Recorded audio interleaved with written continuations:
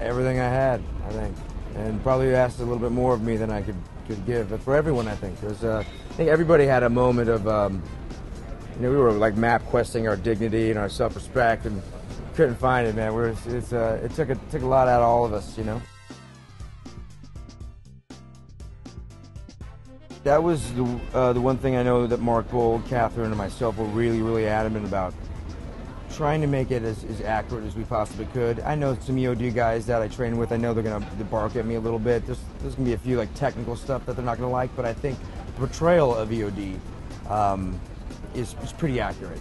And even though that like the character I play, James, is not a normal EOD guy, I asked them a lot of things when I was training with them. They said nobody does this except for one guy they knew. He'd walk over a 5.55, kick it, didn't blow up. You know, he was that guy, but there's only like one guy that they all knew. Normally, they're a little bit more, by the book, and they're all really smart. Those guys. I know the guys in Fort Irwin. They were very. It took a few days to sort of like kind of tap into them as human beings. They were all like very military at first, and put on the suit, you do this, and then we actually got to know them really great, and I started hanging out with them. Then they visited me in LA, and we hung out a bit. So that was actually quite nice to get a really good idea of like who these guys really were.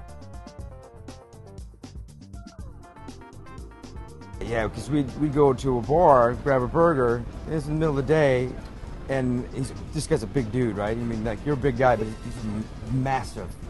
And he's sitting there twiddling his fingers. He's really nervous. He starts sweating. So we're sitting at the bar eating a burger. I'm like, what's wrong? He's like, I'm not used to having my back to the door. He's like, all I'm thinking about right now is, if some shots go off, where am I going to get out of here? So we had to move into a certain area, and so that was interesting. And I started like prying into his brain, like that's what goes through his head.